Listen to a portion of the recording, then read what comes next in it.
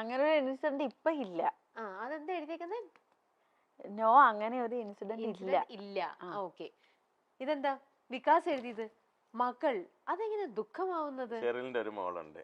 ഉണ്ട്, പക്ഷെ അവളെ ഓർത്തിട്ട് അങ്ങനെയുള്ളൊരു വിഷമം എനിക്കില്ല. കാരണം അവളെ ഏറ്റവും സേഫ് ആയിട്ടുള്ള ഒരു ഹാൻഡിലാണ് ഞാൻ ഏൽപ്പിച്ചിരിക്കുന്നത്. എൻ്റെ അച്ഛനും അമ്മയുടെയും എൻ്റെ അടുത്ത് നിൽക്കുന്നതിനേക്കാളും കൂടുതൽ ഹാപ്പിയും സന്തോഷമാണ് എൻ്റെ മോൾക്ക് അവിടെ. അപ്പൊ അതുകൊണ്ട് അവളെ കുറിച്ച് എനിക്ക് അങ്ങനെ ഒരു വേവലാതി ഇല്ല. കാരണം ഞാൻ എപ്പോഴും അവിടെയും ഇവിടെയും ആയിട്ടാണ് സ്പെൻഡ് ചെയ്തുകൊണ്ടിരിക്കുന്നത്. ഞാൻ ഒരിക്കലും ഇവിടെ ആയിട്ട് ഒതുങ്ങുമായിരുന്നെങ്കിൽ എനിക്ക് അവിടെ വിഷമമാണ്. കാരണം ഞാൻ ഇപ്പൊ അവൾ എൻ്റെ കൂടെ ഉണ്ടായിരുന്നു, ഞാൻ കൊണ്ടാക്കി, ഇപ്പൊ എക്സാം നടക്കുന്നു, പിന്നെ നെക്സ്റ്റ് ഇനിയിപ്പോ ഒരു 3 months കഴിയുമ്പോൾ ഞാൻ വീണ്ടും പോകും. അപ്പൊ അവളുടെ കൂടെ കുറച്ച് ദിവസം വെക്കേഷൻ ആകുമ്പോ ഇങ്ങോട്ട്. അതുകൊണ്ട് എനിക്ക് അങ്ങനെ ഒരു ഇൻസിഡന്റ് ഇല്ല. അതുകൊണ്ട് ഇപ്പൊ അങ്ങനെ ഒരു വിഷമമില്ല. വികാസ് സ്വന്തം മോളെ പോലെ തന്നെ അവളെയും കാണും. എന്താ മോളുടെ പേര്? മോളെ പേര് വൈഗ. എത്രയായി? മോളെ ഇപ്പൊ 5ൽ പഠിക്കുന്നു. ഓക്കെ. അപ്പൊ മോള് അവിടെ കൊല്ലത്താണോ? അല്ലല്ല, ഒമാനില. അതുകൊണ്ടാണ് ഞാൻ ഈ ഇടയ്ക്കിടയ്ക്ക് പോവുകയും വരികയും ചെയ്യുന്നത്. ഞങ്ങൾക്ക് അവിടെ ചെറിയ ബിസിനസ് ഒക്കെ ഉണ്ട്. അപ്പം ഞാനും അവിടെ ആയിരുന്നു.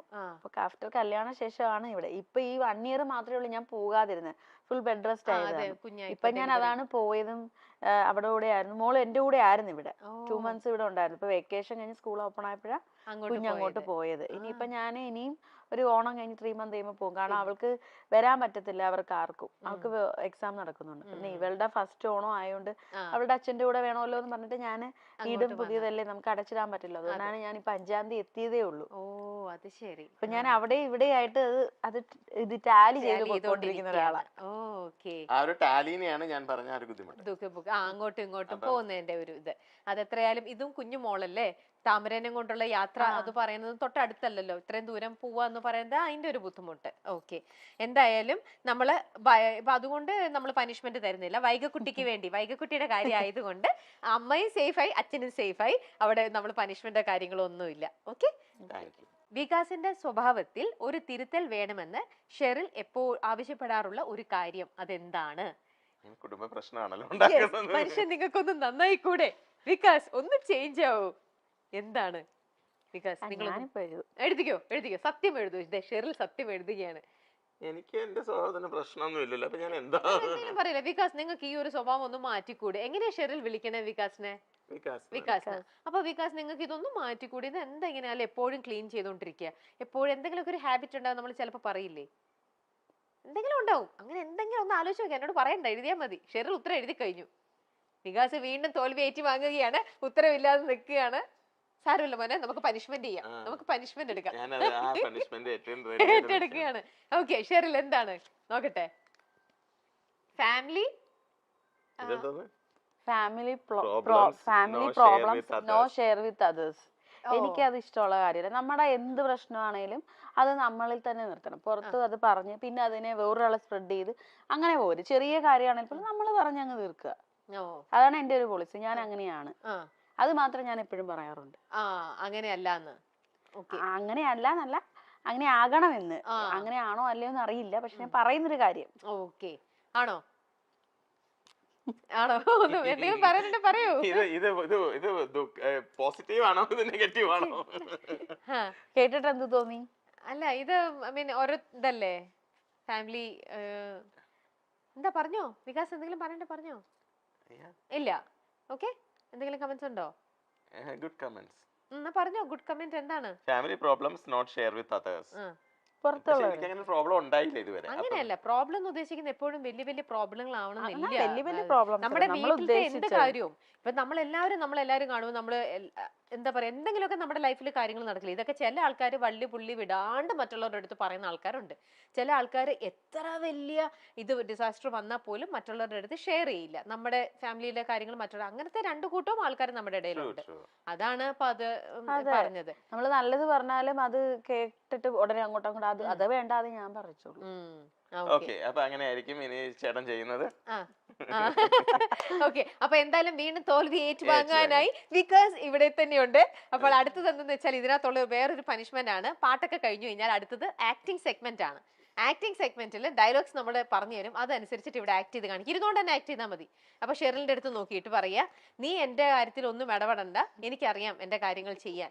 ഓ that's true, that's really ആണോ true. എന്ത് ചില്ലായിട്ടാ പറയണത്? ഞങ്ങൾക്ക് കിട്ടിയ ടാസ്ക് ഭയങ്കര എല്ലാം വളരെയധികം ഇതായിട്ട് നിൽക്കുന്നതാണ് അല്ലേ? ഡയലോഗ് പറയൂ, ഞാൻ മുട്ടി നിൽക്കാണ്.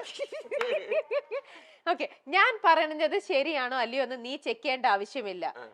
നീ നിന്റെ ജോലി ചെയ്യാൻ, എനിക്കറിയാം എന്റെ കാര്യം നോക്കാൻ. ചിരിക്കൊന്നും ചെയ്യരുത്, നമ്മൾ നടനാവണം. Okay, Okay. നടനായിക്കൊണ്ട് ആക്ടിങ് സെഗ്മെന്റാ ചെയ്തോ. ചിരിക്കരുത്, ചിരിക്കരുത്.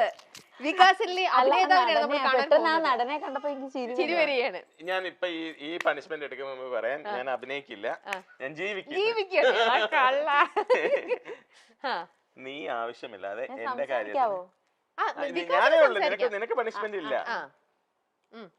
റെസ്പോണ്ട് ചെയ്തോ, കുഴപ്പമില്ല. ഇല്ല, വേണ്ട വേണ്ട വേണ്ട. ഓക്കെ, ആ റെസ്പോണ്ട് ചിലപ്പോ നിങ്ങൾക്ക് ട്രെൻഡിങ് ആയി പോകും. അതാ വേണ്ട, വികാസ് പറഞ്ഞാ മതി. നീ ആവശ്യമില്ലാതെ എന്റെ കാര്യത്തിൽ ഇടപെടണ്ട. എനിക്കറിയാം എന്റെ കാര്യങ്ങളെല്ലാം പ്രോപ്പർലി ചെയ്യാൻ. മനസ്സിലായ? നീ ചെക്ക് ചെയ്യണ്ട, നീ നിന്റെ ജോലി ചെയ്താൽ മതി. എനിക്കറിയാം എന്റെ കാര്യം ഓ നോക്കാം. അങ്ങനെയാണ്. നീ ചെക്ക് ചെയ്യണ്ട, എനിക്കറിയാം എന്റെ കാര്യങ്ങൾ നോക്കാൻ. മനസ്സിലായോ? പോയി, എല്ലാം സ്പ്ലിറ്റ് ആയി പോയി. ഒന്നും കൂടെ കണ്ടിന്യൂസ് ആയിട്ട് പറ.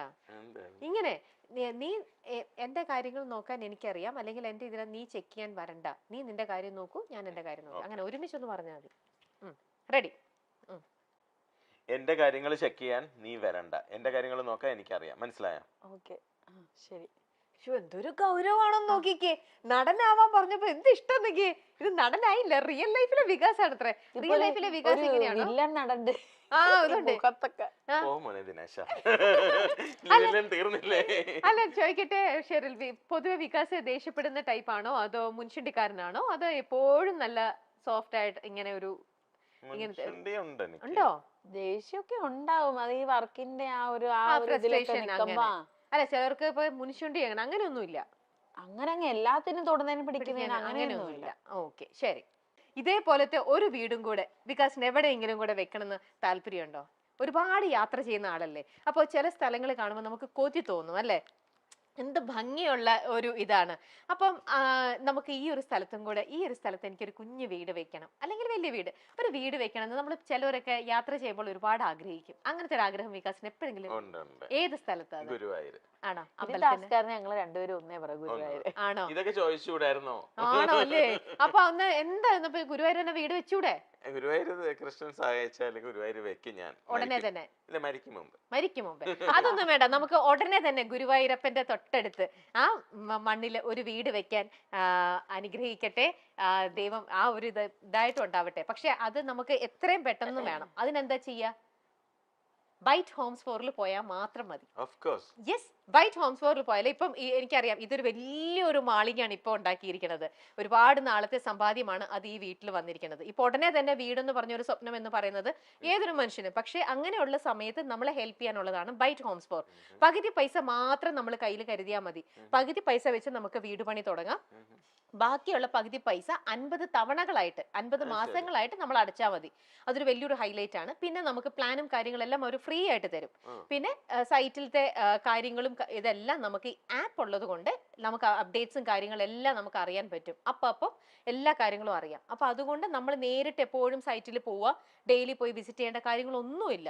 നമുക്ക് എല്ലാ കാര്യങ്ങളും അതാത് നിമിഷം നമുക്ക് അറിയാൻ പറ്റും. അതുകൊണ്ട് ഇനി ഗുരുവായൂർ ഒരു വീട് വെക്കുമ്പോൾ ബൈറ്റ് ഹോംസ് ഫോർ. ഓക്കെ, അപ്പൊ ഉടനെ ബൈറ്റ് ഹോംസിൽ ഞാൻ കോൺടാക്ട് ചെയ്യുന്നുണ്ട്. ഇത് ജെന്യൂൻ ആയിട്ട് പറഞ്ഞു കേട്ടോ. ഗുരുവായൂർ അപ്പൊ ഉടനെ വീട് വെക്കാൻ ഞാൻ പോവാണ്. അപ്പൊ ഞങ്ങൾക്ക് വീണ്ടും ഒരു ഹോം ടൂറുമായി പാലുകാച്ചലിന് പോകേണ്ട ഒരു വിശേഷമായി. ആ പാലുകാച്ചലിന് രമ്യ അവിടെ എന്തായാലും ഉണ്ടാവും, ഉറപ്പായിട്ടും. ശരി, നമുക്ക് അടുത്ത ചോദ്യത്തിലേക്ക് പോവാം. വികാസിന് ഒരു അസൗകര്യം വരുന്ന പക്ഷം ഒരു പ്രൊഫഷണൽ വെഡിങ്ങിന് റിഫർ ചെയ്യാൻ സാധ്യതയുള്ള മറ്റൊരു മേക്കപ്പ് ആർട്ടിസ്റ്റിന്റെ പേര്. വികാസിന് ചില ദിവസങ്ങളൊക്കെ ഒരുപാട് തിരക്കുകൾ വരും, ചിലപ്പോൾ കമ്മിറ്റഡ് ആയിരിക്കും. പക്ഷെ അന്നേരം തന്നെ അവർക്ക് ആ മറ്റേ സൈഡിൽ കല്യാണം അന്നേരം നടത്തണമല്ലോ. വികാസിന് പോകാൻ പറ്റിയില്ലെങ്കിൽ എപ്പോഴും റെഫർ ചെയ്യുന്ന അടുത്തൊരാളുടെ പേര് എഴുതിയാൽ മതി. എഴുതിയോ? നോക്കട്ടെ. വികാസിന്റെ ആൻസർ ടോണി. ഓ എന്റെ അമ്മേ, Tony you save me. Finally ഒരു ആൻസർ ആണ്. മണപ്പുറത്തെ റൗണ്ടിൽ രണ്ടുപേരും റെഡി ആയി. എനിക്ക് അവസാന നിമിഷം മിസ് ആയിരിക്കുകയാണ്. ഈ ടോണി വികാസിന്റെ കൂടെ എപ്പോഴും ഉള്ള ആളാണോ? നിങ്ങൾ തമ്മിലുള്ള ഫ്രണ്ടാണ്. ഇപ്പൊ ഇങ്ങനെ പറയുമ്പോൾ ഞാൻ റെഫർ ചെയ്യുന്ന ടോണിനെയാണ്. Okay, very good. അപ്പൊ എന്നാ റൈസ് ചെയ്തോ പെട്ടെന്ന്. ടോണിക്ക് ഒരു ഹാപ്പി ആവും. ശരിക്കും ഈ പോർഷൻ ടോണിക്ക് അയച്ചു കൊടുക്കാം. വികാസ് അണിയിച്ചൊരുക്കിയിട്ടുള്ള കല്യാണ ബ്രൈഡുകളിൽ ഷെറിനെ ഏറ്റവും കൂടുതൽ അപ്രീഷിയേറ്റ് ചെയ്തിട്ടുള്ളത് ആരുടെ മേക്കപ്പ് കണ്ടിട്ടാണ്? അതിപ്പോ പറഞ്ഞാൽ ആർട്ടിസ്റ്റ് ആണോ അതോ ഏതായാലും കുഴപ്പമില്ല. ബ്രൈഡ് ആർട്ടിസ്റ്റ് ആവണമെന്നൊന്നുമില്ല. ബ്രൈഡ് അത് ആർട്ടിസ്റ്റ് സെലിബ്രിറ്റി ആയിക്കോട്ടെ, സാധാരണ ഇതായിക്കോട്ടെ. എഴുതി കഴിഞ്ഞു, നോക്കട്ടെ. ഓ എന്റെ അമ്മേ. സത്യമായിരുന്നു. അതും കറക്റ്റ് ആയിട്ട് വന്നിരിക്കുകയാണ്. എവിടെയാണ് ഈ ദുർഗ? ദുർഗ ഗുരുവായൂർ അമ്പലത്തിൽ വെച്ചിട്ടായിരുന്നു. ആണോ?